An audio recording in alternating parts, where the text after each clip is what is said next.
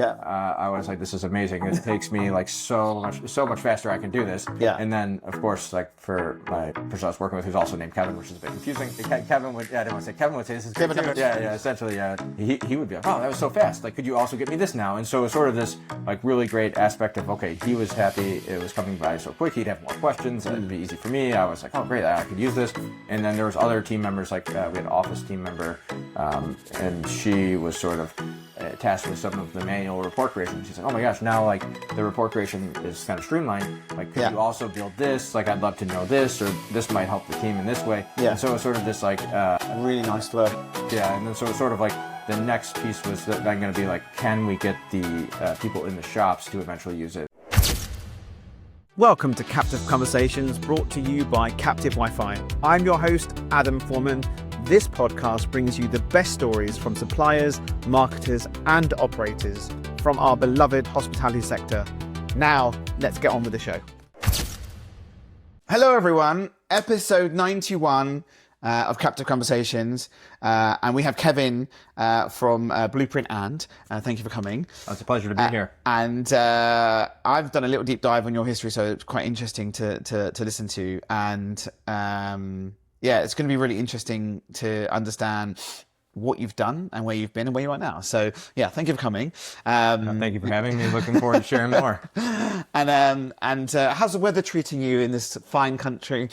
So far, great. I think I've heard a lot about London being a little gray and rainy, but I just arrived yesterday. Blue skies, sunny. Same thing this morning. Nice. I think it's pretty nice here in London. Is it and back home? Is it sunny, or what's the weather like? Right now in Chicago, it's springtime, so risk of snow very low, but still not unheard of in the end of April. But people are pretty excited and looking forward to a good spring and a nice summer ahead. Nice. A bit sunny over there, or not so much? I would say so. Yeah. Okay, I think spring's good. Get some good sunshine. Nice. People start getting out. Shorts come out. Nice. Yeah, it's a nice time in Chicago. So maybe you did bring the sun with you just a little bit. There's a little bit of sun over from. If I could take credit for it and make some people happy, that'd be great. But yeah.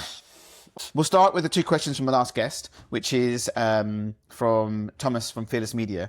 So his first question was, what do you think is the most underrated part of the hospitality experience? It's a good question because there's so many small pieces that go into making everything work, and at any time one of them could go wrong and ruin the experience completely. But I think for me, what really stands out is when a restaurant or a hotel recognizes repeat guests or special occasions. And I think that's simple as you're coming in, and a lot of times people ask, oh, is it your first time in? But if you go there frequently every month or every week, it's a little bit deflating. It's like, oh, I've been here, I love your place. And when someone says, oh, welcome back in, it's great to see you, Kevin. And especially if you have a special occasion, a birthday, and they say, hey, by the way, happy birthday, that just sets the tone and really leads to a great experience in the restaurant or in the hotel. Yeah, I'm 100% with you. I think the technology is helping people do it better. I think there's still a few places where you struggle. Like, I've been to places 7 times and they've got no idea who I am. For sure, every time it's like a new person. We had a conversation. Have you been here before?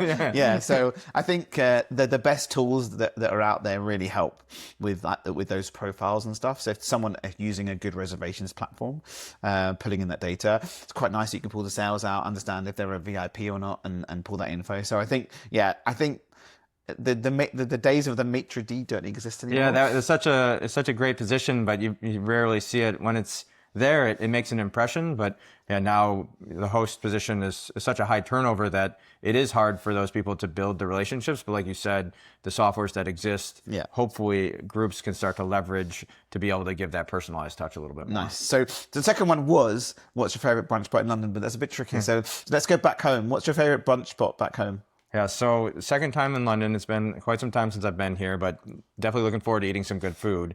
Back in Chicago, there's a brunch restaurant that I really love called Obelix. It's a French bistro and the second generation restaurateurs. So two sons have sort of taken on the tradition of French bistro food from their parents who were French, but they've taken it and given it like a U.S. upbringing twist.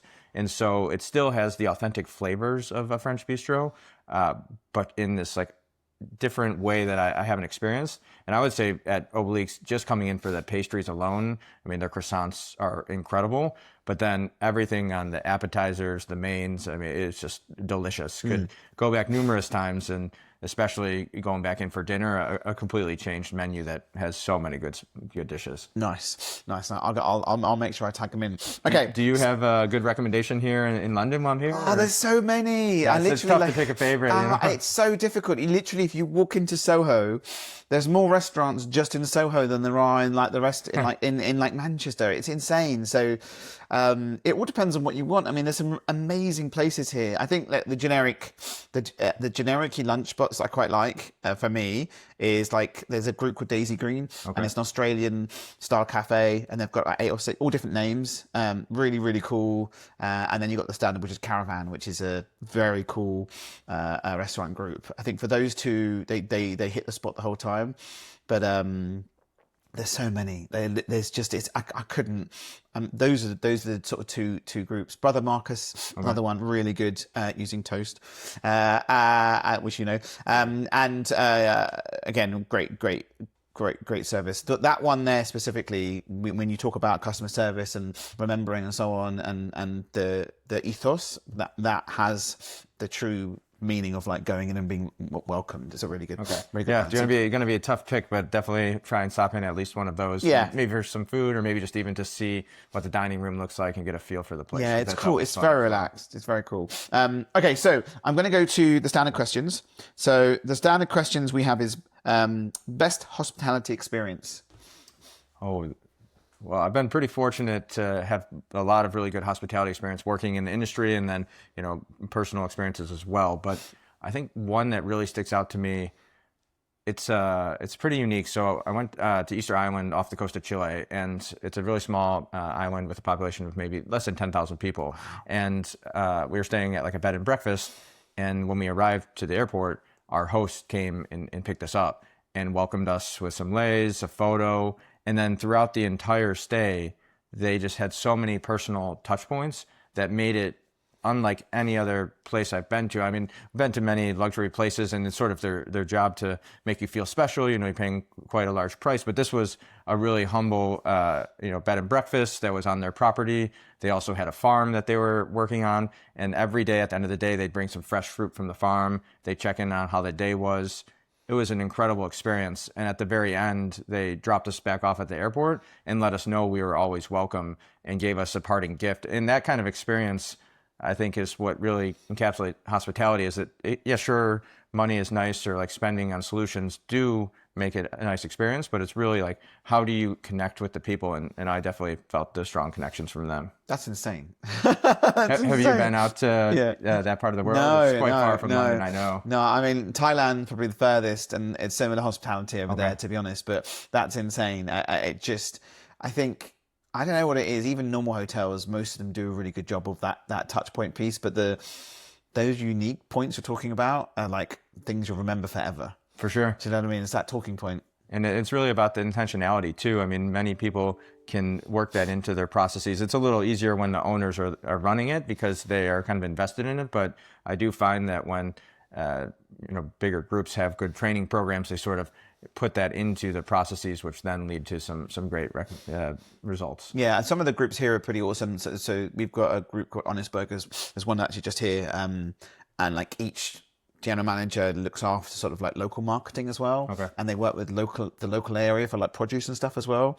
So it's actually really nice. They have like a local burger, and it's just really nice to see when you go in, everything's each one is a little bit different. Do you know what I mean? Giving the control back to the operator rather than that usual group led stuff where it's just, that's us. I think you're right. I think giving people the choice of better training and more flexibility always shines. Okay. Best hospitality tech. But no self-noms. Okay, I'll try not to do it. Yeah, over the years, have reviewed a lot of different technologies. I think one that really stood out to me, which we didn't end up implementing, but just like I thought was really on the forefront of how to use technology to better the experience, is 7 Rooms, a table management solution. I think that the table management platform is solid, and like the guest features are solid, but really what stood out to me was how they're building this CRM. And I guess it goes back to my point earlier about how do you empower your teams to be able to have the information to give the hospitality, and the way that they integrate with the point of sale and allow for tags to be automated or custom built theoretically then gives the teams the ability to, at the host stand or the servers, to incorporate it into the pre-shift and to be able to do table touches from the managers. And if a group is kind of using all of those tools correctly, they can kind of emulate that personalized feel using the technology that's available to them. Yeah, I think there's some amazing tools actually. There's one that's just launched in the US called Loyalist, which is which is like CRM but taking it to the next level. So like taking the data that sort of Seven Room sort of does. I'm really interested. A huge amount of funding that's just happened. I'll send you the link to it. Okay, that'd be great. But Seven Rooms, the epitome of what you can do with the data, if you do it right.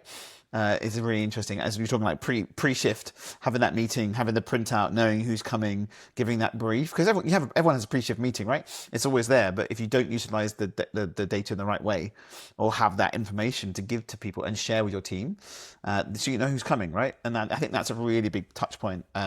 That platform is insane. It does really well over here, obviously in the US. I think the one thing is it can be a bit overwhelming. There is so much flexibility that it's sort of like, okay, you need a strong champion to make sure it's set up correctly, and then to figure out, okay, what do we care about, and then incorporating it into the processes, because you could definitely get lost in, oh my gosh, there's all this information, and what am I trying? They visited this many times, and they like these things, and yeah, it's really like distilling that down to what is core to your brand, and then encouraging your team to kind of act upon it in a way that's appropriate with the level of dining that you're giving. Yeah, no, I agree. We're going to go back in time. I'm just interested to see where the journey started.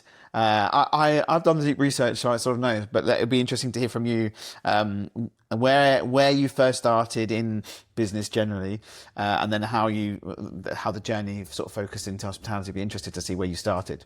So my professional journey started at a different point than my hospitality journey. Do you want to start on the business side?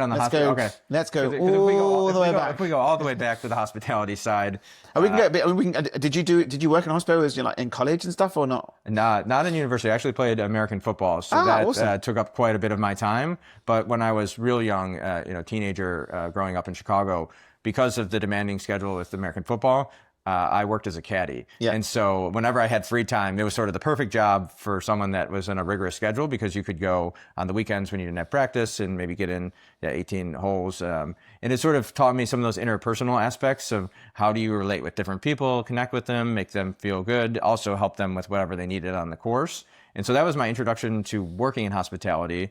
And then where I grew up in Chicago, there's a lot of Irish pubs and Italian pizza spots. And so a lot of my friends' families kind of owned these type of businesses, neighborhood spots, really great service. And so I would go to those for special occasions, birthdays or celebrations. And just kind of, that's where my love of hospitality started. So that is about as way back as it goes. So it's interesting you say it. Whenever we speak to people on the podcast, I ask if they work in retail hospitality and so on. And one of the questions I like to ask is, because you sort of touched on it already, working as a caddy, you get to meet loads of different types of people. Definitely. Tricky people. Especially when people bring in guests that aren't even country club members. You never know where you're going to get on the course. So did that help you adjust your expectations, or just, I think it's more like empathy? You sort of get to understand what people are actually really like and in conversation, because, you meet a lot of different people in different paths, and it adjusts on how you sort of communicate further. I think it's like my nephew, for example, before he went to work, he works at Sky News. Before that, he worked in a pub for like 6-7 months, and it just literally changed how he was able to communicate with people. He understood, there was the angry guy, there was a nice guy, and you adjust how you speak to people. I think it's really interesting. Did that help you sort of like when you sort of started? It helped me a lot. And I think at the time I didn't know this, but now like looking back and reflecting, it's sort of like you're always yourself and you have a way that you like to operate, but you sort of tone that up or down based on the personalities. Like you said, someone's difficult or someone's really easygoing or this person's more formal. And I think at the time I didn't even realize this, but I was learning those communication skills, learning how do you interact with people that are different than you or similar to you, or how do you make people feel connection, even if you're maybe a bit dissimilar. So yeah, at the time I just thought this is a great way to make some cash, to be able to go to those pizza spots and be able to get some good food in the neighborhood. But now looking back, I'm pretty grateful that I had those experiences because it helped eventually when I got into hospitality, but also just with business or interpersonal relations in general. So when you finished, so football throughout college or football at I did, yeah. University I played through my second to last season, and then I tore my labrum in my shoulder.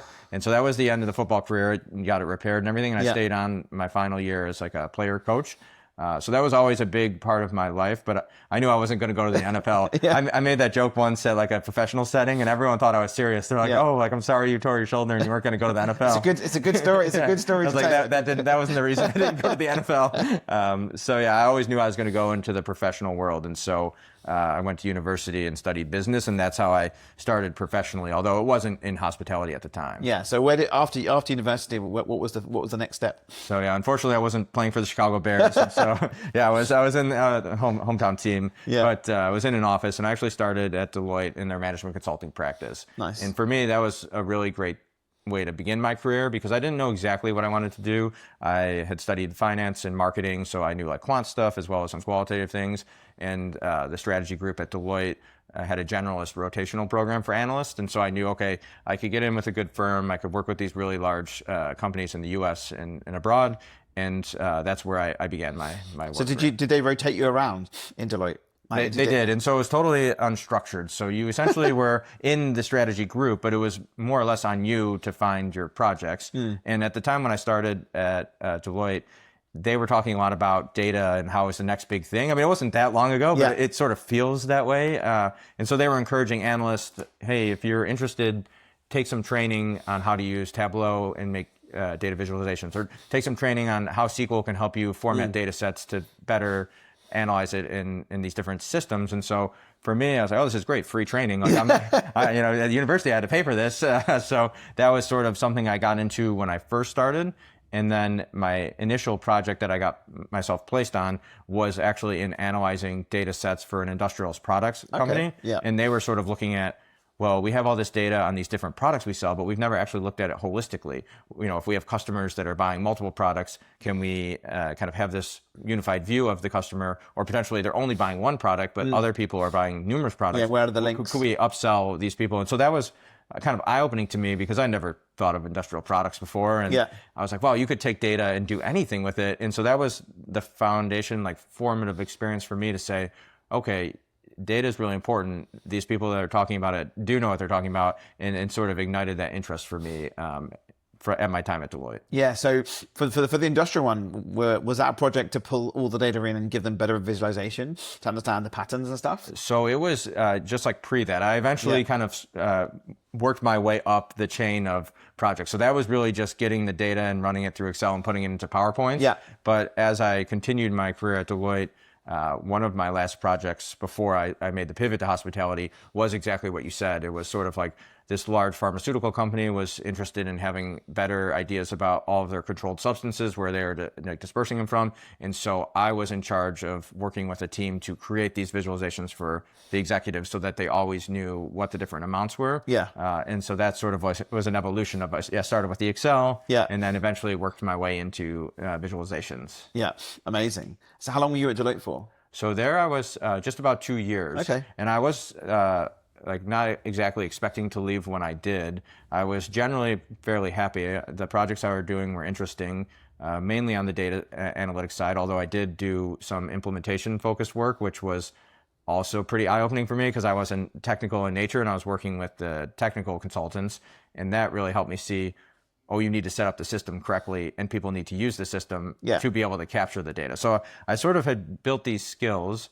I wasn't super passionate about the industries, but that was just by nature of how it works. Wherever you get a good project was sort of the way to go. And so I tried to make sure I had a good project, and if I got lucky, a good team. And then the third was like, if I liked the industry, it'd be awesome. But it was really hard to line those three things up. So I started to do some casual networking back in Chicago and say, hey, could I apply what I've learned at Deloitte to an industry I was more passionate about?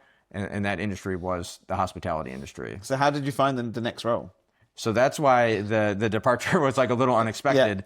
I had started reaching out to different restaurant groups, expecting it to be a fairly lengthy process. And at the time, I also thought like, oh, these restaurant groups have departments of people. So I'd reach out and say, hey, I'm interested in meeting your analytics department. We don't have one. Exactly. Like, there's no one to talk to, but we'll talk to you. Thanks for taking the time.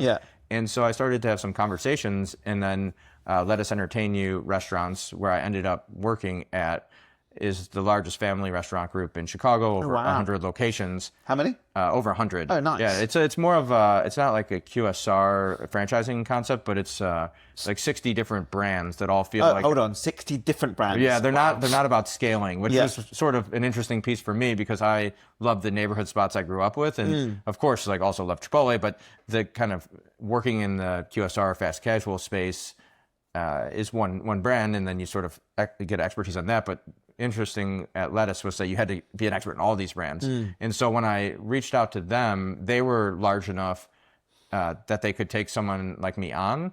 And sort of the company was founded in like the 1970s. So at the time had been around for about 40 plus years. And really focused on entrepreneurship. And historically, that was really focused on like food or design or, like the way that they're doing things in the restaurant. But the next generation of owners was really interested on maybe applying some of this entrepreneurship on the business side. And so they kind of took a leap and said, hey, would you be interested in starting working with us to get this going? And I couldn't believe it. I was like, really? We can do that? And so that sort of led to my departure from Deloitte, which ended up being wasn't an unhappy goodbye. So I'm sure it was a good opportunity, but being in hospitality and doing data was quite a nice. It was one of the things where I couldn't believe it. It's like I finally got the third piece of the equation that I was trying to get at Deloitte, and it's just sort of timing worked out. And then you created the role. The role was created for you specifically. Because there was nothing, right? More or less, yeah. There was like the marketing department was doing the closest type of work to this because they had the data being captured. They had a loyalty program, they had a gift card program, also all of the reservations data, parties and special events as well. So they were the most interested in this, and they had sort of some team members that were in charge of those different functions.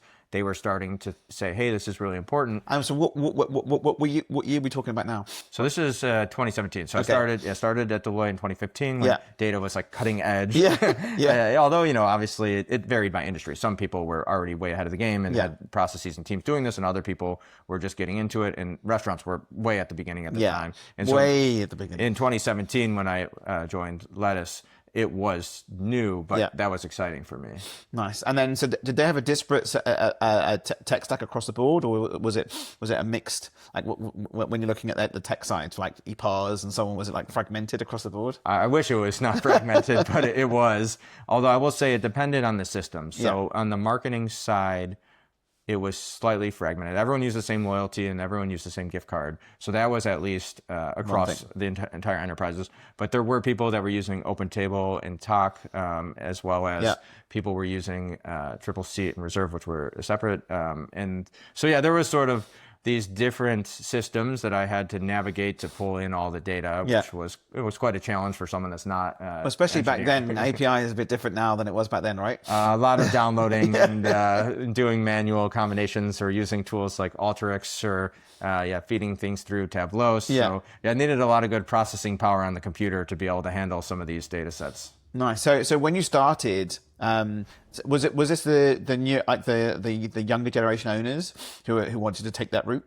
It was sort of this transitional period. So the next generation of the family business had been running a division within the company, and they'd been doing a lot of innovative things in that area. And so they were beginning to get primed to kind of transition a bit more to the enterprise-wide corporate positions. And so it timed up well where, it wasn't exactly when I started that they were doing it, but it was all part of the plan. And so they were really interested.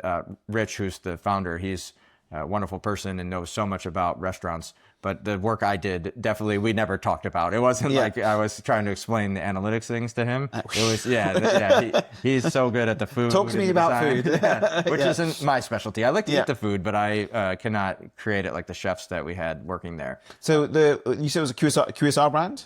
Or was it a mixed? Everything. So when I joined, it was fast food burgers all the way up to Michelin star dining. Oh, wow. And everything in between. So there was, mid-level, upper mid-level, definitely upscale. Yeah. There was some fast That's casual. insane. Food halls. There were like delivery only concepts. It's sort of like not the way you want to go if you want to scale for the money, but he always said that he was in it for the creativity. And so that's what he kind of brought in the company. And so it has grown and grown and grown, but the way it's run is almost like every restaurant has its own kind of owner of it, because there's a partnership structure where someone is so is it mix of franchisee or is it all owned? Yeah. All And it's owned. really unique because also the concepts are created in house. So and that's sort of his creative piece, which for me, I didn't create the concepts, but I thought I can really help with the efficiencies and with the data side of things. And so it sort of worked out well, where they had this creative aspect of, we want to make every restaurant special. Yeah. And they were doing it on what they knew. And then I was thinking, well, I can help in this way. And no one was really looking at it. So it was a nice combination.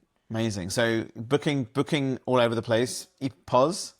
It was Micro 3700 back Ooh, then. okay. Yeah. So, and we were, at the time when I joined, like, it was really on-premise and legacy systems. So we're using things like Infor Lawson for ERP and payroll. The scheduling was done somewhat in Kronos Excel on pieces of paper and clipboards. Yeah.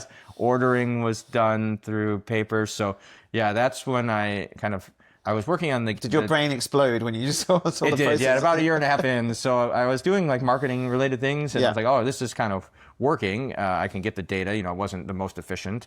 But then people started asking me like, hey, Kevin knows how to do data analysis on marketing and guest things. Yeah. Could you take a look at employee related items or operations related items? So when you started, you started with on the guest side? That's right, yeah. It was sort of the area that everyone could conceptualize the most. Yeah. Well, that's what they sort of understood. Data back then was just there, and they get their basic sales report and so on. But I guess you already had loyalty and gift cards or something and bookings. So I guess they sort of understood that part. Exactly, and that was sort of the team on the marketing side was championing that. So that's why I think the fit happened, where the owners kind of put together like, hey, I've been hearing a lot about how important it is to look at loyalty data and how much they're spending, how much they're visiting, if they're going to multiple concepts across the brand, because many times guests didn't even know they were owned by the same company, because that's how they try and make it really feel like a neighborhood feel. And so they had this concept of, oh, they're talking about this is important. And then this person from consulting is coming in saying he could help with this. And so that was like a really intuitive place to kind of start. Did you find that there was a massive cross between where people were going? Like, were they a bit surprised? I think so. I think people themselves were surprised too. It's like, oh, that's a let us entertain your restaurant. The amount of times that I've heard that just from, family, friends, associates. Well, I guess they wouldn't know the name, right? Because unless you see somewhere in the small print that's the company, because you've got so many different brands, right? Definitely. And at that time, it was really kind of independent, felt like neighborhood feel. Over the years, we have kind of streamlined, standardized it with the way things got, with how we realized we could leverage a lot of economy of scale or do things. We started to incorporate that. So maybe it's a little easier, or if you go to enough of them, you could kind of understand some processes or cultural things that are So across. did every brand, as you said, they were independent, everyone was doing their own stock control, everyone was doing their own, everything was completely independent? Definitely, like when I would tell my former coworkers at Deloitte, their minds would explode. They'd be like, wait, you're not like ordering at scale, or you're not doing this no, because it was always about the experience. It wasn't of course it's about the money. You need to make the profits to keep the restaurants going, but it was really about how do people interact when they're in the restaurant, and the employees, how do they feel working for it? And so that was really what they focused on. And then my role sort of had a lot of opportunity because it was there to be looked at. So when you started, listen, for me, I love data and loyalty and CRM and sort of some of the stuff that we do. It puts a smile on your face. It's a bit more fun than going deeper into the analytics of sales and stock control and so on. For sure. So actually, your first start is probably quite a nice tee in to a project to work with them, because it was really exciting. Yeah. And Yeah. I felt like it was also something that I could communicate out to friends and family too. They'd be like, what do you do there again? It's like, Yeah. well, I help with like the guest data and making people kind of be recognized. So the big thing at Lettuce was about like recognizing people and kind of like rewarding them. And so I was like, I help with this big part of the culture. And people are, oh, that's really neat. That's really exciting. Okay, so then once you sort of like finish on that side of the project, and then teed into, oh my God, Kevin can do more stuff with data. Let's give him more data. So were you then pulling more data? What was the next level up from the marketing piece and loyalty? Yeah, so I started to work on some employee-related analyses, some things on the financial side with the accountants, started doing my first projects with different partners on like a specific brands. But I quickly ran into, oh my gosh, how do I pull this data out of these systems? And about like a year and a half or so, maybe 2 years in, got to a point where I was like, okay, we've had a lot of success, but it's taking me a lot of time. If we could scale this, there'd be even more success. And so I sort of summarized up what I was doing and went to leadership and said, hey, this is what's working, but if we want to do this, we're going to need to kind of look at these systems. At the same time, some of these systems were going towards end of life. And so it timed up really well where they're like, hey, we actually need to switch our ERP. We need to switch our HR system. And if you're saying there's a lot of different data, what if we looked at it holistically? And they're like, you did some data stuff, implementation stuff when you were at Lettuce. When you were at Deloitte, would you do this at Lettuce now? Yeah. And I was like, oh, this is a great opportunity because I can learn all aspects of the business. And so myself and 2 other team members sort of joined this team to do what we call the digital transformation, which occurred from about 2019 for 5 years. And honestly, it's like always ongoing. I mean, you transform it and aspects you hope stay. You hope you don't have to do another ERP, but you're always sort of evaluating, is this working? Or I think I spoke to a pub company over here that got something like 3,000 pubs. It's quite a lot for the group. Yeah. But and he was like, they're doing that now. Completely from like we're looking at all of our systems. No, just the ERP stuff. Oh, just the ERP. Okay. Just that, which is enough for that sort of like for size 3,000. Yeah, I mean, yeah, and the ERP is the big one you don't want to mess up. No, yeah, that is. It's a lot. It's a lot. So there's only a few groups here that do it, but they're in pain. And I think once they're out the pain, it will be a lot better. But top level are doing it project wise. It's insane. So I think that just that on its own is hard. But you're right. It's weird because you go to Deloitte and Deloitte will do digital transformation for you in a big old project and so on. But hospitality digital transformation is so different. I think. Obviously there's the plan of what you would normally do anyway, but hospitality has so many different facets of what needs to be plugged in where and how. So during that period, was it like mic cross out? What was the first part or to hit out, like to tick off the list? Yeah, so we made like a multi-year roadmap in 2019, and we determined like we're going to start with 3 pillar systems. So it was point of sale, the ERP, and then the HRIS/payroll system. And so that was what we were going to do. We ran like the RFP process towards the end of 2019. Yeah. We had sort of picked our vendors at the beginning of 2020. We were just getting ready to go, and the pandemic happened, which blew up the plans of the implementation. And honestly, it was just an extremely hard time for the industry in general.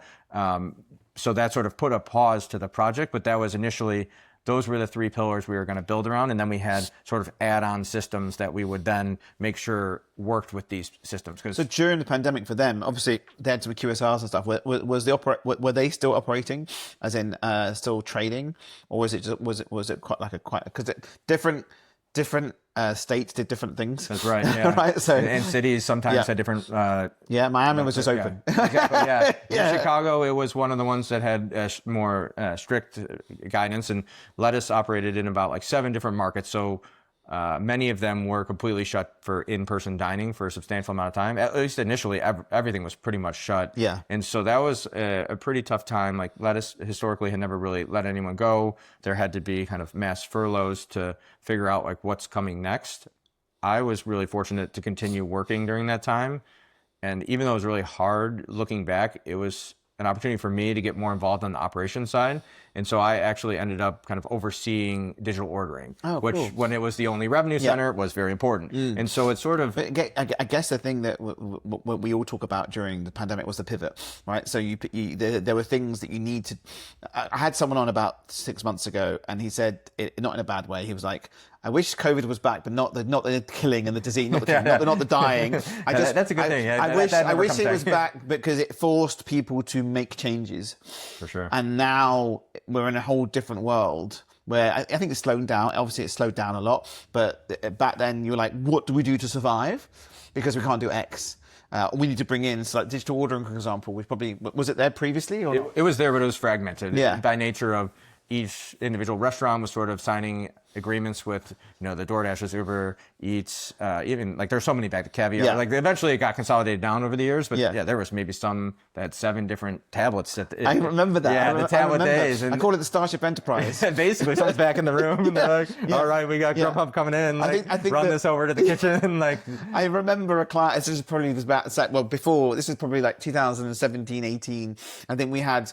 we had so many, and then more just arrived, like Henchmen and all these like platforms just appeared. And I remember going to a client, and they had literally the 1 till 7 tablets, and then so the guy would be like literally all day accepting because it was almost a full position. Yeah, I mean it was a position in the restaurant. And he was literally, he was putting it into the till manually rather than running the order to the kitchen. So how things have changed. But so what was so that was an interesting project, to be fair. It was definitely, and essentially I started to realize some of these commissions were quite high. I mean, I was doing the math. I'm like, are you guys sure? Like, you want to be in these agreements? And so what we realized is it was sort of like the white label aspects of the restaurant industry where these companies were saying like, hey, we can give you this solution that's semi-branded and you can keep most of the profits. You just pay us like a software fee. And so there was a company in California called Chow Now, and a few people had been using it, but it was like not really well adopted. And so I started kind of this process of saying like, hey, we all should have Chow Now on our websites, on our socials, on anything we send out email wise. So that way, everything that we're pushing, we keep the profits, and anything that's kind of marketed by these tablets, well, they could take a commission because theoretically they are the ones that are bringing. If you're in the business. Marketplace, they found you, right? But then Exactly. obviously inside your bag and marketing and stuff would be your direct one, right? Exactly. And so that was sort of my big idea. And then I could calculate, hey, you used to pay this much for these, and now you've moved all this money to this white label one. And that sort of was eye-opening to the teams to say, oh, Kevin, this guy that used to work at corporate, he does know a bit about restaurants, because I think there's always this... We'll believe him. There's always this like hesitancy, I think, if you're not an operator, and I didn't run restaurants, and I generally don't like pretend that I know exactly how it is to manage the employees on the floor or be in the kitchen and something goes totally wrong. But I could kind of tell them like, hey, what I do know is I could help you make more money, or I could help you, that system that you hate, I could get rid of that and make a system that you are neutral towards or that you like. And so it allowed me to then go to these operators and start to build this trust of, okay, he's a data and technology guy, but he does know a bit about restaurants. And so that was a big pivot for me within Lettuce, because I think that's trust as well, right? That's a trust piece, because operators are all very nervous to make changes. And its adoption is really difficult with any piece of hardware that goes in. And if there's no adoption to the team or the operator or the manager with their team, it just gets left. Like, you can do a plan of anything you like, great new systems. If they don't adopt it, it just falls flat. Exactly. And I think for me, the pause in the digital transformation was really eye-opening, because it allowed me to see just that. Like, okay, when we start to roll out these other large systems that have a lot more at risk, like you could how does it affect you? Wouldn't have known. You would have taken I would have just been, why are they not using this? Like, we did everything right. Like, we put together the plan. And I think that's sort of what I learned at Deloitte, is like, okay, you could make these plans and people will kind of do them, and that's because they had departments of people. But in the restaurant industry, they're managing so many other things. When I started doing this digital ordering work, it's like, oh, I need to take that into consideration when we start to do these other projects. And so that ended up being really helpful for when we restarted things again. Can I ask a question? Sure. So they had about 100 locations, right? Was there a thought process of bringing their own? Did you do their own? Did you do delivery as well, or did you? Who did the last mile delivery? We did consider that. I forget what the name of the companies were at that time, but there was sort of this concept of like, should we in-house this? and ultimately decided not to. There was like some deliberations, and so we never pursued it. Although there were like some specific delivery businesses that were owned where people would maybe go drop it off in the suburbs for like a really popular restaurant in the city. Yeah. But in terms of like the large quantities of ordering, that ended up staying with the individual platforms. And even Chow Now, I think at the time, was dispatching through potentially like DoorDash. Oh, so they were doing it. So they had so they were doing dispatch anyway. Yeah. Although most of those orders ended up being pickup, because I think when people are intentional about they want to order for your brand, they're sort of thinking like, I live in the neighborhood, I go to the website, I'm going to go pick it up. Yeah. But we did have a fair amount that were coming through delivery for that platform. What was the when you switched it on? What was the percentage? I don't know if you remember. Oh, yeah. It'd be interesting to understand once it was on. What was the percentage of that collection? Yeah, I'd have to definitely go back to my old notes. I don't have it at the top of my head, but I mean, was it quite a high percentage? I mean, it made a substantial impact on the business. And I think besides building trust with the operators, I think that was, I was doing a lot of great things on the marketing side, or maybe like campaign side, or some other projects at corporate, but being able to show, hey, look what we do when we all plus 100 plus are using this. We're bringing in some substantial monthly savings, and I think that also built a lot of trust with the executive team as well. Yeah, that was amazing. And so then from the digital ordering piece, what was the next? Yeah, so I think this is insane. I'd love to be working with in that team. This sounds awesome. It was ripping out stuff. Looking back, it's a great story. At the time, I think a lot of heartache. Not the digital ordering piece, but like when we get into like the payroll going correctly and the ERP going correctly, or like the POS isn't working. I mean, those things. Yeah, you really, a lot of you going. I'm sure you got in trouble a lot. It's like the blame is like up there. Like, we don't want this. It worked fine before. Yeah. Why is Kevin and his coworkers making us do this? It's like, oh boy.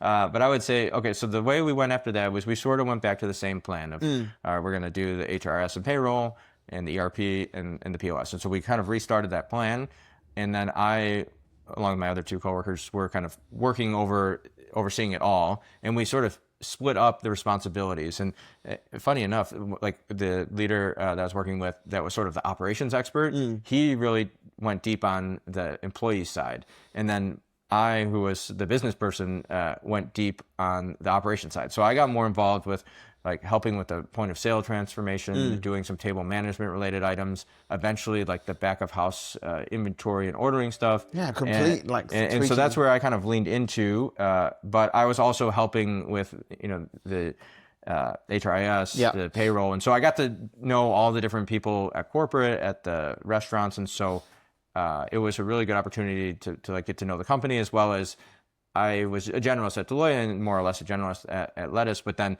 doing each of these projects allowed me to get enough that I feel like I'm a little more than like a beginner in some of these payroll related things. I'm not an expert by any means, but I think I now know enough about why people say something so important, because I understand how challenging that might be to make sure it all comes together correctly. So what pods did you go with, out of interest? We ended up going with Toast. Okay. Yeah, we made this switch from Micros 3700 to Toast. Yeah. I would say ultimately, a lot of the decisions we ended up making on the restaurant side were about how does the restaurant like it, and they felt that was it a slow test? Did you try it? That one particularly was slow. So we had actually started piloting Toast with a new opening in Chicago, and people were talking very positively about it. And I think that sort of allowed. And I think a lot of times that happens too, where maybe like a pilot occurs and people kind of build. I guess it gets back to the trust word, but like even with the vendors, that's a big thing. And so they like to see it, they like to feel it. Yeah. And so we had it in, and then new stores that would come on, like new openings would sort of get into Toast. So we were starting to build up the new players, but then it was really about, how do we now go back and retro do this? And so I partnered up with another operator who was sort of taking the lead on doing the interfacing with the teams. Yeah. And him and I sort of made a multi-year roadmap with the IT support, and like, what can we handle with the resources we have to do this as fast as possible? Because everyone was asking. 100 restaurants is tricky. Yeah, everyone's like, we want this. Yeah. And it's like, well, we want to give it to you, but we need to make sure we can support it. Were people getting a bit jealous of like the? They were going, hey, I want to be a little higher up the list. And it's like, well, this is the list. And someone would say, well, move them up. And so there is a little reshuffling along the way. But yeah, that definitely was the case. And I think Was there a massive difference on the at table ordering? Because obviously you probably didn't really. I don't know if you had did you have the handhelds with the Micros? No, that was another big thing. They had patios at this one restaurant that sort of piloted it. And people are, oh, we've got the ability to do this. I mean, and then it sort of got into like because Micros did have the newer versions do have the little mini windows. They're freaking huge. Yeah, and for Toast, like they felt like it was good. I mean, it's sort of like they tailor the hardware to the brand's standards. So like at the upscale, like fine dining, like maybe that would have been a good fit. But for a lot of these mid-level restaurants, people are like, oh my gosh, this like service so much better. Like guests are happy; they're not waiting around. Like you could kind of do the payment there as well. And so yeah, that was big. And I think it was a good sign when people started saying like, hey, move us up. Yeah. I think that shows, okay, the solutions that we're picking, the way we're implementing it is going so well that people are kind of elbowing their way to get in on the benefit. Question for you, IT, obviously, I've been doing tech for ages. Going from a Windows-based, a plugin-based tool to having Wi-Fi that's needed across the site, which is always a challenge, right? Having a good ISP, when you're looking at Toast in a mid-level, when you've got all these handhelds, how was that? Obviously, Toast in US will put did they put all the hardware in for you? We had at Lettuce like an in-house IT team that was really focused on the hardware side of things. So that was probably one aspect of the digital transformation that I didn't really get into as much, but I was very thankful that they kind of owned that piece of the business. Nice. And so generally we would work with them to Plan it out. work alongside whatever vendor, in this case Toast, to say, okay, what can Toast do and what could our IT team do? And that's kind of was the main area of how we would space this out, because we couldn't have that team going like nonstop, because a lot of it is they're going to have to be doing overnights, because if things go wrong, like you said, with the connection or it's not working, they need to be there during that transitional period. And so that was all part of the implementation plan. So how long did that take? Oh man, that was a really long one. I think that in total we ended up doing maybe in 2 years, which pretty good. Yeah, I think for us we were like happy. I think on the operator and on my side, the general feeling is like, can we go faster? But we had to be realistic with what Toast and what our IT team could support. And so yeah, it was an exciting day when we got to the end of that project. But I think we were doing so many projects simultaneously that it was sort of on to the next challenge. It was like, all right, celebrate. We got Toast done, or we got a payroll system done. But it's like, okay, what's coming up next? So definitely some good moments around the way. It's a beast of like stuff that you got stuff into. That's crazy. It's not a small, like if you look at some of the restaurant groups here, it might be 10 or 15. It's not not too bad. The bigger ones, have lots more. But doing that across different brands across the board. So once the POS was done and stock control was done and HR and so on, did you have was it all inside Toast? Was it all pulling data in different places, or was it still fragmented? So everyone now was collecting data in the same systems. Which meant that it was easier to get the data out. And so when I got to the end of this transformation project, it finally allowed me to go back to what I initially had wanted to do, which is analyze the data to improve the business. And I think that that was sort of where things went after. And there's still some aspects of like modules that are being added on, or some other systems that are coming in, but really it was all about like, okay, sales data, the cost of goods data, the labor data, and then getting like these ancillary systems like digital ordering or guest management. And so once we got that all standardized, it sort of was easier to pull that out. But you still have to pull the data out, right? And that's something I don't know how to do. So I kind of thought, what if we could find a partner that could potentially do this? And essentially, which is why I'm in London now, is I had been talking to Adam Taylor, who's a co-founder of Tenzo, maybe like a year or two after I started at Lettuce, because he found me through LinkedIn. Because he also worked in consulting. He went to business school. I also went to business school in the U.S., graduate school, I should say. And so he said, hey, is this something you'd be interested in Tenzo? I'm like, oh man, this seems amazing. But like, we have a lot of systems we're going to need to transform first. And so I kind of emailed him back and said, hey, would you be open to talking? We've got all of our systems in place. I think we're at a good point. So when was that point to that point? When did he reach out? I think it was probably about 5 years. Like he got me right before the start of this transformation project, and he probably like, I'm never gonna hear from this guy again. And honestly, I didn't know if I'd ever make it to the end. So I didn't know if I'd ever be able to reach out. Long journey. So it was a really nice day when I was able to say like, hey, we did this and now we're interested in looking at this. Yeah. And so myself and another coworker sort of evaluated a couple of different analytics solutions. I think on the operator side, they were like a little interested in the forecasting piece. I was definitely interested in the report automation piece.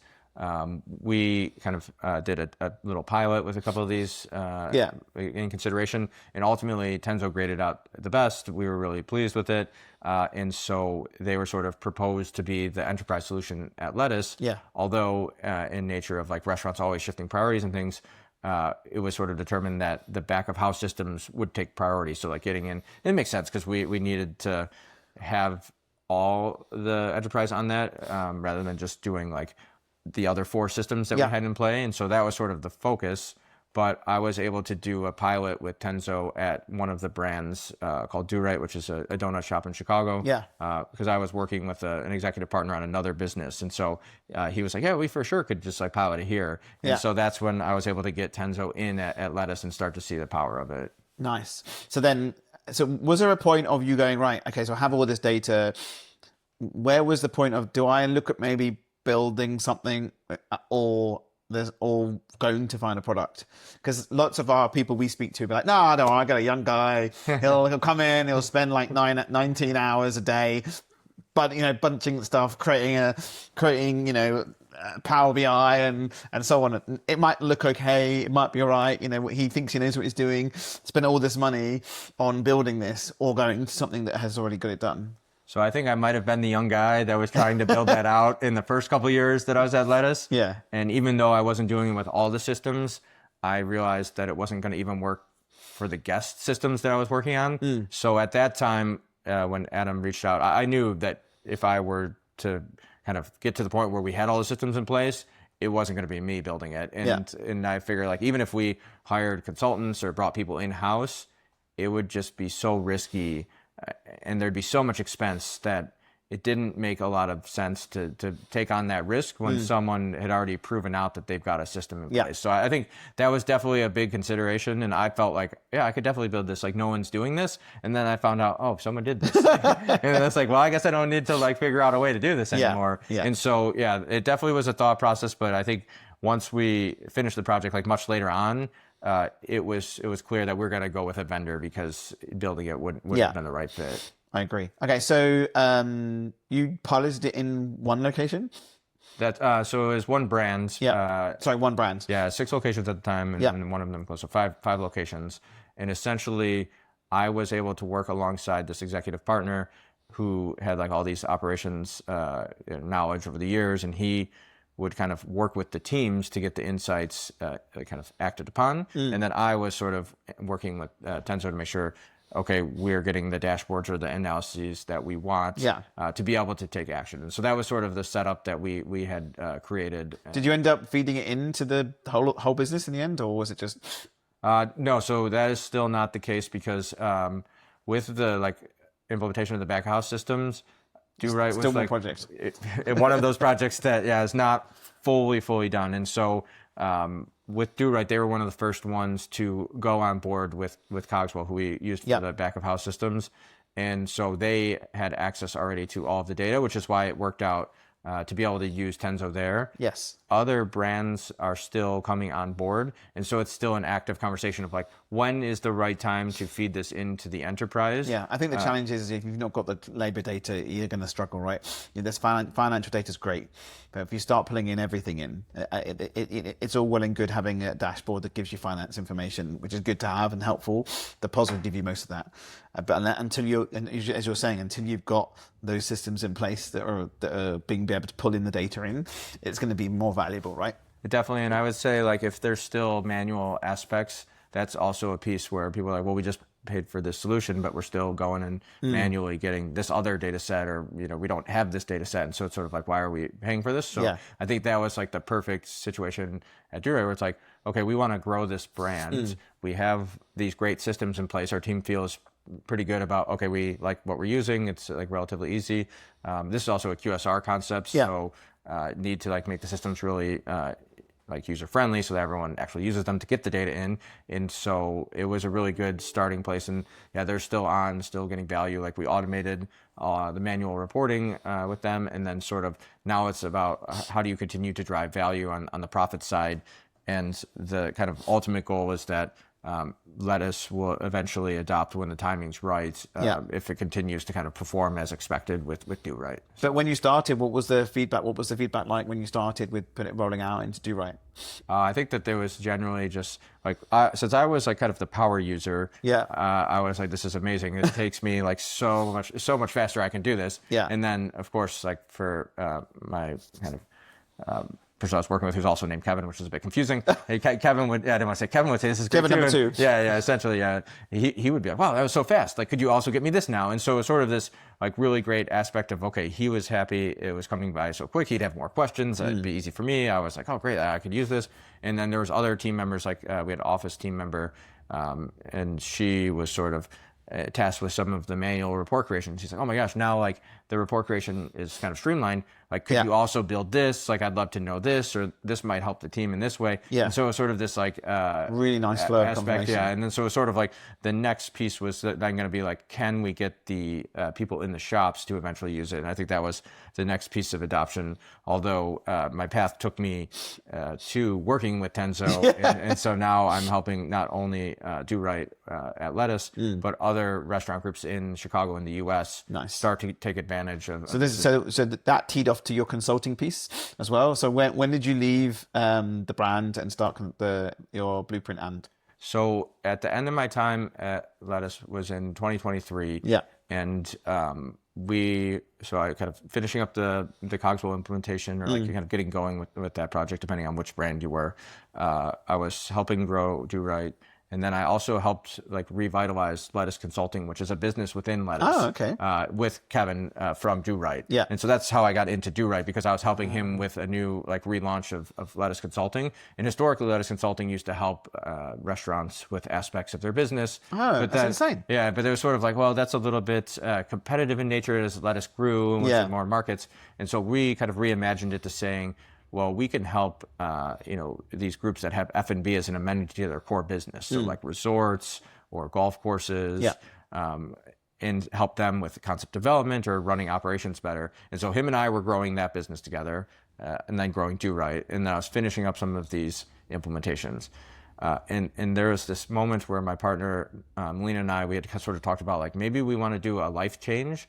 And so we actually decided to leave the U.S. to travel in South America for a year. Oh, wow. And so that was sort of like... That was a bit of a break, nice break. Coming out of that massive project. I think we needed a year. I think there was a point where it's like, well, we need to focus on life a little bit here. Not to say that we weren't living a good life before, but I think maybe, and with the pandemic too, you sort of start to think about things a bit differently. Like, what if I didn't have the time, or, the health things could come up. And so... And that holiday you never took.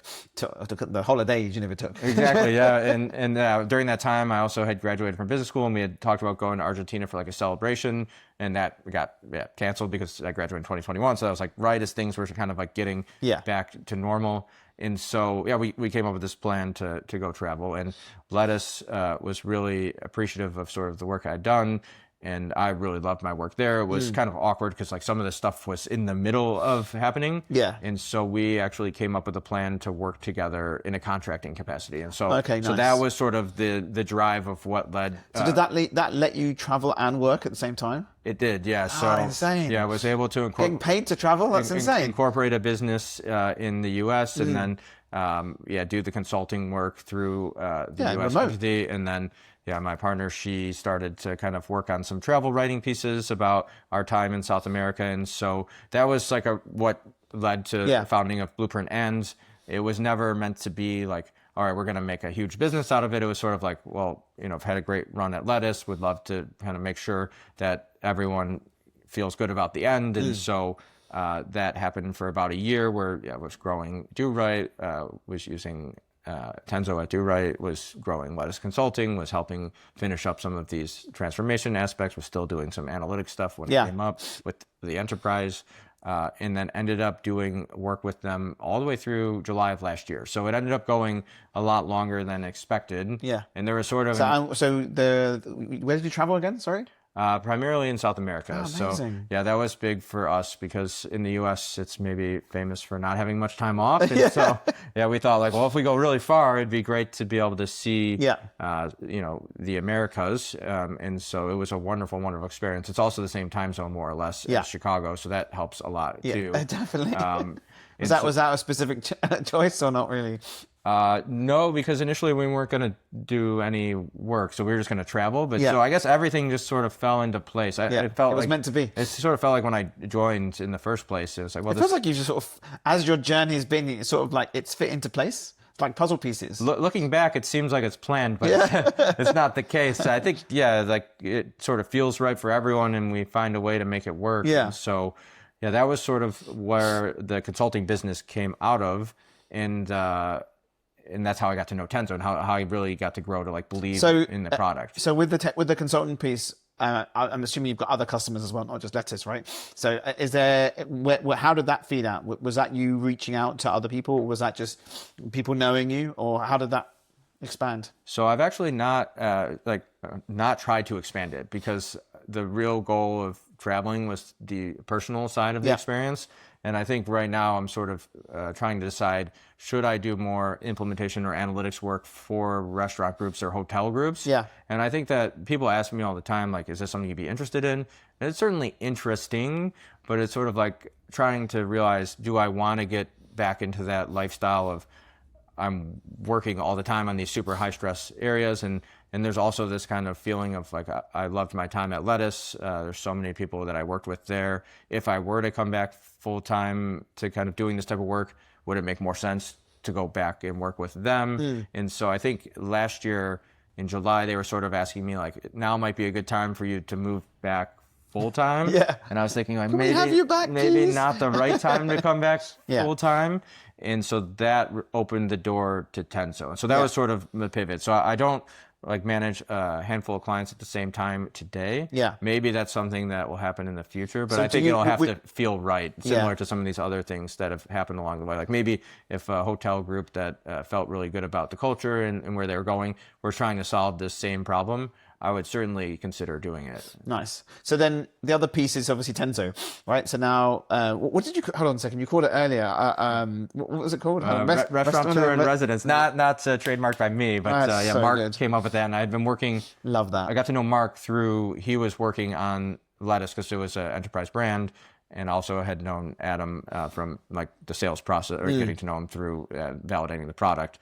And Mark sort of was like, oh, you've got some extra time. And I was like, yeah, I'd love what you guys are doing. I would love to, potentially work together in a contracting capacity. And so that's how I got brought in. And the restaurateur in residence, that was not the initial title. It's sort of like Kevin could talk to other restaurant groups in Chicago and in the US. And then it sort of like got on these calls and started talking to people about what they were doing, what they were working on. And Mark came up with this term, and I quite like it. It's love like it. nice. Yeah. Cause I don't see myself as like sales, although I do of course help with the sales process. Yeah. But I think for me, it's really like, is Tenzo a good fit for this restaurant group? And I primarily talk with restaurant groups, not as large as Lettuce, but maybe 10 to 50 locations. And unless they somehow built this out themselves, it probably They're is lost. a good fit They for are them. lost. Yeah. A lot of these groups are just lost. And a lot of them don't have a person like me even on the team. I mean, maybe there's a finance person that's interested in this, or there's an operator that takes a liking to analytics and is interested in this. So it's really like an interesting challenge, because it's like everyone needs this, and they may or may not know they need this, but you also need someone willing to want to bring this in-house. And so that's sort of what I've been navigating of, can I find these people at these groups? And some of them I know personally, or some of them, maybe it's like, can you introduce me to them, or through like a mutual connection, or I just reach out and say, hey, I'm Kevin, I worked at Lettuce. Like, oh, like that's interesting. Let's hop on the phone. And it's not like a particularly salesy, because I'm just getting well, you're sort of networking, but then feeding it in that way, I guess, isn't it? Because your history is quite a nice history. So if someone does see you, they'll look you up on LinkedIn and they'll be like, oh, okay, so we can see where it's been. So is the plan part of your time now is that Tenzo's either going to sort of like loop you in, or you are going out, reaching out to the groups and stuff and having a conversation? So right now, the majority of Tenzo's team is here in the UK, in London, which is why I'm here. Excited to be here. But there are like a few team members in the US. Adam, who does the kind of all the technology as the CTO side, and then someone that works with the partners, so like these integration connections. And so I've started to work with them as sort of like the U.S. Testing the waters in the U.S. They have U.S. customers, but it's not been like the core focus. And so now it's time to push. My primary responsibility is, okay, can we get the traction? And the way things have been going in Chicago, we recently brought on board Hog Salt, which is I would say mid-sized to large restaurant group. They have about 30 locations, similar concept to Lettuce, where there are maybe like 12 brands or so. Is that quite common? It's really interesting. Is that not common here? Not really. I mean, some of the bigger groups will have 4 or 5 brands, not like 8 or 9. Like it's the only one I really know here, I think, is like JKS. But, I would say again, they're like 1s and 2s, right? So they're a great group. But you've got like the Big Table Group here, who own some of the bigger chains like Bella Italia and stuff. So they've got 4 or 5 brands inside one big group, but not like 10 or more. This is really interesting. I'd say it's very common, especially in Chicago, maybe because Rich set this up at Lettuce, that there are actually a lot of people at Lettuce that like have left to make their own restaurant groups, and they kind of take this partnership model or this culture and they make it their own. And he needs to talk about his history. This is insane. Yeah, he's an interesting guy because he doesn't really like to talk about it.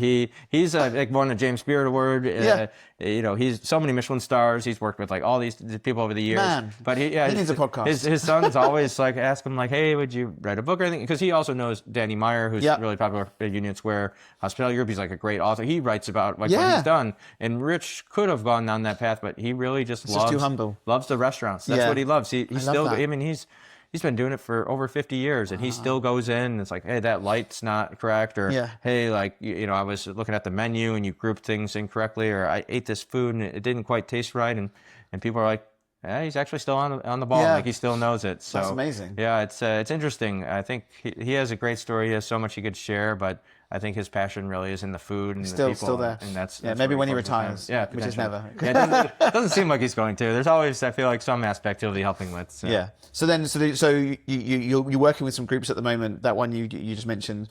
And how are they finding it? I think they're also feeling like similar to me, where it's like, I can't believe this works, because I think in like the U.S. there's this problem of a lot of technology players say, hey, we could do that. We could, whether they're an HR system, a POS system, a back office system, they say, hey, we'll pull in your stuff.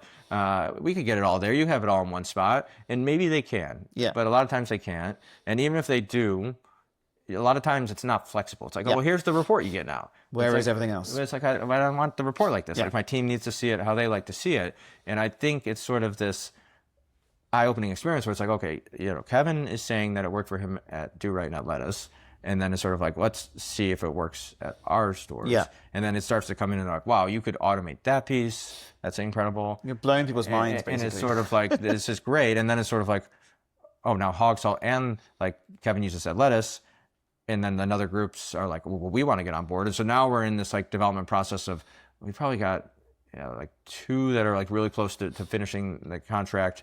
And then we've got 17 or so that are like in different aspects of the development process, all in Chicago. And so that's it's sort of like, could we get this critical mass there where, that's where we've got a hub. And that's when Tenzo's office gets set up, right? I mean, I would definitely love that. I think, personally, I love the city. I just think it's a great restaurant town. It's also centrally located. I mean, it's easy to get out here. It's easy to get to the East Coast or the West Coast of the U.S. You're selling it already. Yeah. So, if anyone had 10 it's really interesting.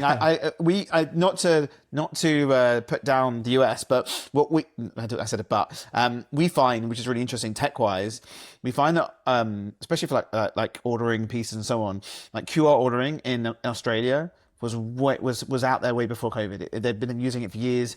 If you don't have a restaurant over there, even before the pandemic, people would just walk out, they can't order because the ordering, there was 2 very big ordering platforms there and they marketed shared, and it's insane. So and also technology wise, POS is quite ahead. We find that it's really interesting how we see technology. QR ordering here before the pandemic was like, it's Chinese QR codes. We don't want this stuff. And then pandemic happened. Everyone was like, we need QR codes immediately. And the transition of it coming here, now it's over popular. Everyone's using it. It's all here. It's like Apple Pay or contactless in the US, right? It took a while, like SMS. And then one day it just becomes second nature. And then all of a sudden, Starbucks has it. Where is everyone else? Exactly. And then obviously Toast really helped with that piece piece as well. But we find it's really interesting that the technology sort of comes from some of the tech that we see. Australia to here, across to Europe, and then slowly into the US. It's like obviously Toast, which is great, and it's replaced a lot of the legacy systems over there. Poor Aloha, they're Five Guys are still using it, which is great, but they're struggling compared to and Micros and Toast over here now, which is great. So it's nice to see tech come over here, but I think I do think that the tech that's been built here and some in Australia, but here as well, specifically, definitely streams ahead of I think, because we were smaller, it's easier to test and deploy and run. So I think Tenzo's probably had a really good opportunity of coming when, I know I've known them for a long time, so they've been around for a very long time. Sure, yeah. But it's really interesting to understand. I think they've probably, I think their growth here has probably been easier than the US, because in the US you can hit 1,000 locations and there's challenges pulling in everything in. But because they started here with the 2s and 3s and 4s and 10s and 20s and 30s, they've managed to really horn in the data. So it's really interesting to see the tech coming from here to over there, especially how Tenzo do it. And I think for me, it sort of felt like this amazing opportunity because they have proved it out. In the U.S., whether this is right or wrong, I feel like people sometimes are a little hesitant. They're like, oh, well, that's London. It's not going to work here in the U.S. Yeah. It's like, no, it will work. And it sort of takes who's going to be that first adopter.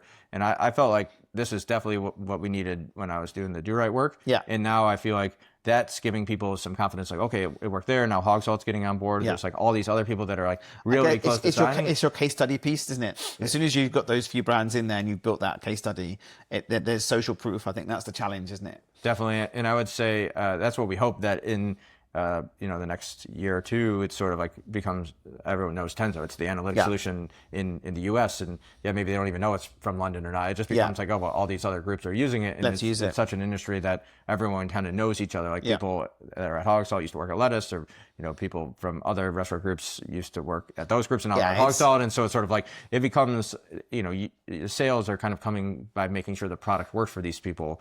And it's exciting for me because I love the city. I love the tool. Yeah. And now with the National Restaurant Show, which occurs every year in Chicago in May. Yeah, it's in so lucky you. That's so easy. I'll be heading back there. You don't need to stay at the Marriott. You can just put yourself down there. Nice. Exactly. And so Adam is coming in, the CTO. Amazing. Partnership. So it feels like we're getting like a little team together, and we're seeing a lot of these people that are signed or signing, and a lot of people that are sort of on the edge. So the real hope is that over the next couple months, we really, feel strongly about this, and then kind of put together the kind of growth roadmap. And I'm excited to have the opportunity to be a part of it. And I think it's been another one of those opportunities where it just all kind of felt right. And so, I'm enjoying it so far. Oh, you're a data guy, so it makes no sense. It makes easy sense. Yeah, it's fun because I'd like to talk the restaurant shop with the operators that we're on the phone with, and then if people do they get a bit surprised when you because you went from data to learning ops basically, right? Yeah, I would say without actually being on the floor. Of course. But I would say like I can understand the processes, and so I could talk as if I had done it. I don't say I did or anything, but I think they're a bit surprised. I think generally. Yeah, that's nice. And then sometimes if I'm like talking a lot of restaurant, people get surprised that I could go deeper into the technical and the data side. But I like it. I like to be able to do the different aspects because it keeps things interesting for me too. I'm not just pigeonholing. Question for you: we find here that I think 75 to 80% of people recommend tech internally. So it's what do you use? And I think that's a challenge across the board. It's like, what do you guys use for this? And they'll just tell them, and they'll go for it, or they might tender out to 2 or 3. And I think that's where, because 10 doesn't have the mass market yet, right? To be well known on the brand. That's what I think we find interesting, where people go for one operator, call another operator. We're thinking of changing this. What are you using? And they just use it. Do you know what I mean? Because someone else told them. So I think there's a really interesting piece once you start having more people in Chicago, for example, or different areas, where you have that piece of what do you use for that? What's that? And then they're like, it's amazing, and that conversation. Have you found that with other operators where they just take the recommendation?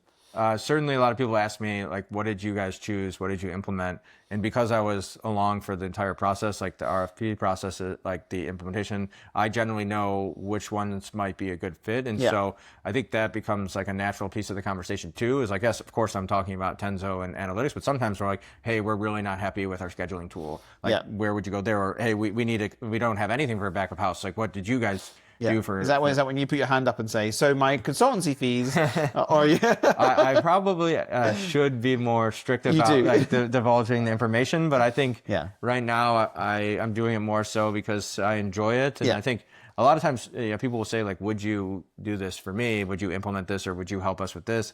And it's sort of like, again, back to the point of like, I probably would, but I only have so much time, and of course I've got 3 hours a week for you. Yeah, I could hire up people and scale, and I think that's probably like the business school, like what that part of my brain thinks about, but then I try and balance it out with this other part of my brain, which is like, well, I'm trying to really enjoy life too, and so I'm trying to sort through all that. And you don't want to work every hour God sends, right? So if you can allocate that time, I think there's always a challenge, isn't there? Because if there's that beefy project that you see, and your other side of the brain goes, there's a point where it might tip over, and it's sort of like, all right, buckle down for a year, a couple of years. I've got a feeling that you're the sort of person that when you're given a project, you don't stop. Until it's successful. Or you're like work every hour that's available until you need to sleep to do it. That's what I used to do. I used to literally be like, I'm doing the project and we're going to do it. And then until, if I have 3 hours sleep or 6 hours sleep, it's fine. It doesn't matter. And there's a happy medium in the middle. I'm older than you. So I've been there. I've done it. And I speak to lots of our colleagues who've done fractional stuff. And we often speak to them and they're like, I've just done like 90 hours of work for this client and I've only charged him for 30. And so, when you get to that piece, only piece of advice I'm going to give you is just don't give them all of it. Okay. All your time. That's good. Give them the allocated time that you're going to give them the allocated time. If you need more time, they need to pay for it. Yeah, it's a little bit spot on because, yesterday I flew in from San Francisco and went directly to the Tenzo offices to have like a handful of meetings. And then afterwards there was sort of like a social event. And at one point I was like, well, I've been up for like a long amount of time. And I think I was okay with that when I was doing the consulting with Deloitte. Like I had some projects over here in Europe and you kind of have the energy and you're ready to go. Yeah. But after doing that, I'm like, it's probably good to do this like every couple of years. Like not trying to do this again next month or anything like that. So I think. Unless you start flying around the US. Yeah, the US is a bit easier with the, even if you're going Chicago to like LA, it's only like 4 hours, which I used to do as well when I was at Deloitte. And it's like, and no jet lag. Feels a lot better than like the 10 plus hours from San Francisco out this way. And then the time zone, of course. Yeah. So you're getting there. Amazing. Listen, I'm going to give you a little round of applause. Thank you so much. This is super interesting to listen to the journey actually, because the puzzle piece is really interesting of how you sort of fit in to different areas of different businesses and then move from Deloitte. So I've really enjoyed listening to you. Yeah, it's been a pleasure to share more about myself and get to know each other. It's been a great time. I've really enjoyed it. So last questions we have, obviously not here, local to you. So best restaurant. Oh, best restaurant. So like the best food I've ever ate or like the one I go back to when I'm in town? Either or. So best food I ever ate is probably a restaurant in Lima called Maido. It's a Nikkei restaurant, like a Japanese Peruvian restaurant. And when I went, they were celebrating their 15th anniversary. So they're doing like a highlight menu over the 15 years. There was dishes I had there that combined flavors I've never tried before. And I still think about them. I mean, it was spectacular. Yeah. Yeah, there's some insane Peruvian places here actually. Do you like Peruvian? Do you like Nikkei? Yeah. If you ever end up in Lima and like it's like certainly a special occasion type of place, but would highly recommend. Yeah. The thing that freaks me out is the tiger's milk. When you see something with tiger's milk, and I'm like, is that actually tiger's milk? It's obviously not tiger's milk. So, but yeah, I love it. It's an really interesting fusion for that cuisine. Okay, and just not to interrupt, but you say tiger's milk, and I would say one thing I remember there is they had like powderized it for like and they had like the tuna ceviche slices in the bowl, and then they like served the tiger's milk on top, and then it turned to liquid. I mean, it was like one of those things where like not only was the flavor amazing, but the presentation and like the way they thought about the dishes, and that was certainly delicious. Yeah, it's insane. There's some really cool. But I'll send it afterwards. I'll tell you some that were here that are quite cool. There's one actually called Lehman that's just down the road from here. Actually, nice. Best burger.